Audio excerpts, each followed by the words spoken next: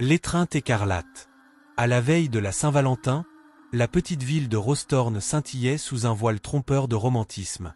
Des rubans écarlates, des bouquets de roses et des lanternes doucement éclairées ornaient chaque recoin. Pourtant, derrière cette façade chaleureuse se cachait un secret troublant, une sombre histoire murmurée parmi les habitants, un secret qui avait attendu le moment parfait pour refaire surface. Elena, une journaliste curieuse au penchant pour le paranormal, était venue à Rostorn pour enquêter sur des rumeurs inquiétantes. Depuis des années, les locaux chuchotaient à propos d'un manoir maudit en périphérie de la ville, le Voile du Cœur. On racontait que, le jour de la Saint-Valentin, au milieu de grandes célébrations de l'amour, le manoir s'éveillait, ses couloirs en délabrement résonnant des promesses perdues et des cris angoissés d'une romance vouée à l'échec. Par une fraîche soirée de février, alors qu'un coucher de soleil rouge sans se déversait à l'horizon, Elena reçut une invitation ornée. Elle arriva dans une élégante enveloppe rubis, scellée de cire estampillée d'un cœur transpercé par un poignard, un symbole qui fit frissonner son échine. L'invitation promettait un bal de Saint-Valentin exclusif au Voile du Cœur. Bien que troublée, la curiosité d'Elena prit le dessus et elle se mit en route vers le manoir. Le chemin vers le Voile du Cœur fut une descente dans un royaume entre deux mondes. Un épais brouillard, collant et impitoyable, enveloppait la route sinueuse, tandis que des arbres noueux murmuraient au vent comme des âmes perdues.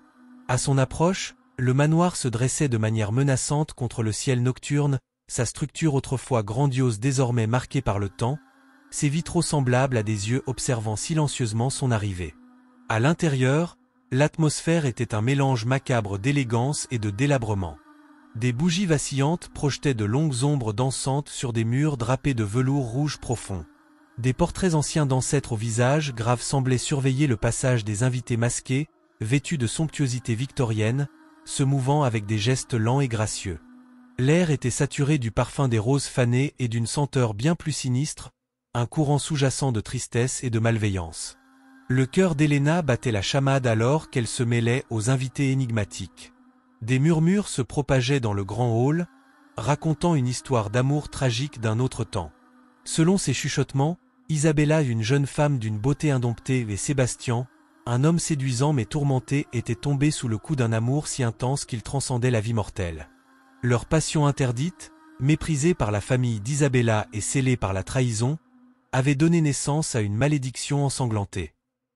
On disait que, chaque Saint-Valentin, l'esprit vengeur de Sébastien se levait, cherchant à reconquérir l'amour perdu et entraînant de nouvelles âmes dans son tourment éternel. À mesure que les aiguilles de l'horloge s'approchaient de minuit, le bal prenait une dimension étrange et surréaliste. Les vieilles pendules du hall se mirent à reculer, tandis que la mélodie d'une valse fantomatique résonnait doucement dans les corridors. Les invités commencèrent à disparaître dans l'ombre, ne laissant derrière eux que de faibles échos de cris de désespoir. Poussée par une peur mêlée de détermination, Elena quitta discrètement la salle de bal, suivant les accords lointains et mélancoliques d'un piano qui la guidait plus profondément dans les méandres labyrinthiques du manoir. Sa quête la mena à une porte dissimulée sous une arche en ruine. Au-delà se trouvait un escalier étroit en colimaçon descendant dans l'obscurité. Au bas de cet escalier, dans une crypte humide et parfumée d'humidité, Elena découvrit une chambre remplie de lettres jaunies et de pages de journal de bord friable. Au fil de sa lecture, l'histoire tragique d'Isabella et de Sébastien se déployait devant ses yeux. Les mots désespérés d'Isabella révélaient qu'elle avait été condamnée par une malédiction promettant une souffrance éternelle à quiconque oserait célébrer l'amour sans en payer le prix. Avant même qu'Elena ne puisse assimiler pleinement cette révélation, une présence glaciale envahit la chambre. Des profondeurs de l'obscurité émergea une silhouette spectrale, une femme vêtue d'une robe de mariée en lambeaux, ses yeux scintillant de tristesse et de désespoir. C'était Isabella elle-même, sa voix à peine audible alors qu'elle racontait les horreurs de cette romance fatale. Elle révéla que le bal n'était nullement une célébration, mais un piège ourdi par l'esprit vengeur de Sébastien. Chaque année, à la Saint-Valentin, la malédiction se renouvelait, attirant des âmes innocentes pour revivre l'agonie de son amour perdu. À cet instant précis, la figure centrale du grand hall, l'homme masqué mystérieux aux yeux brûlants, aurait apparu. Sa présence était à la fois magnétique et terrifiante. Elena le reconnut comme l'incarnation de l'esprit torturé de Sébastien. À chacun de ses pas, l'air semblait frémir de malveillance. Les invités, désormais prisonniers de l'emprise maléfique du manoir, se retrouvèrent incapables de fuir. Les portes avaient disparu, et les murs eux-mêmes se mettaient à se mouvoir et à se refermer.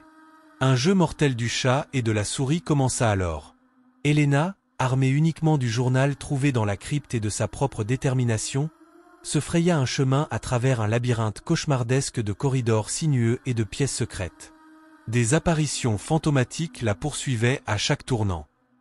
Dans l'un des salons, jadis magnifiques, l'endroit ressemblait désormais à un mausolée, où des miroirs brisés reflétaient non pas son propre visage, mais celui d'un spectre en larmes, tandis que des lumières rouges vacillantes dévoilaient, par brèves lueurs, des tragédies passées. La désespérance monta d'un cran lorsqu'Helena découvrit des indices épars, tels des éclats de verre brisés, un médaillon renfermant le portrait d'Isabella, une lettre portant la confession finale et déchirante de Sébastien.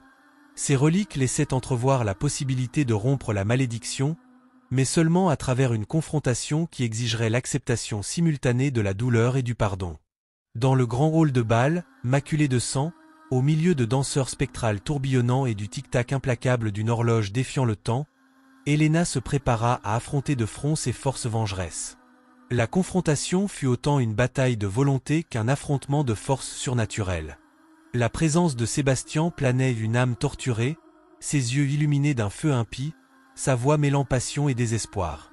Tandis que les figures spectrales tournaient autour d'elle telles des ombres menaçantes, Helena récitait des passages du journal, un appel sincère à l'absolution qui résonnait dans les corridors maudits. Ces mots, chargés de compassion et d'un espoir de rédemption, défiaient la nature même de la malédiction. Pendant un bref instant, le manoir tout entier sembla trembler, comme s'il pleurait ses secrets longtemps gardés. La spectrale Isabella, le visage marqué par le chagrin, tendit la main avec des doigts tremblants, sa forme vacillant telle une flamme mourante. Le tourment de Sébastien hésita, la malveillance dans ses yeux s'adoucit en une douloureuse reconnaissance de ses propres péchés.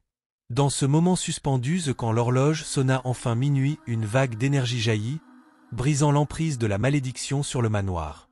Dans une cascade de lumière aveuglante et d'ombre qui se dissolvait, les figures fantomatiques commencèrent à s'évanouir.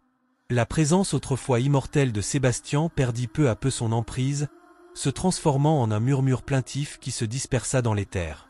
Le regard mélancolique d'Isabella s'éleva, enfin libéré des chaînes d'une tristesse éternelle. Un à un, les invités prisonniers réapparurent, leurs visages mêlant soulagement et terreur persistante. Alors que les premières lueurs de l'aube se glissaient à l'horizon, Helena émergea des ruines délabrées du voile du cœur. Le cauchemar de la nuit avait pris fin, mais ses cicatrices resteraient à jamais gravées dans son âme. Le manoir, jadis symbole d'une passion maudite, gisait en ruine, un rappel brutal que l'amour, lorsqu'il est perverti par la trahison et la vengeance, peut engendrer des horreurs indicibles. Dans le sillage de ces événements, la ville de Rostorn serait à jamais hantée par la légende de l'étreinte écarlate.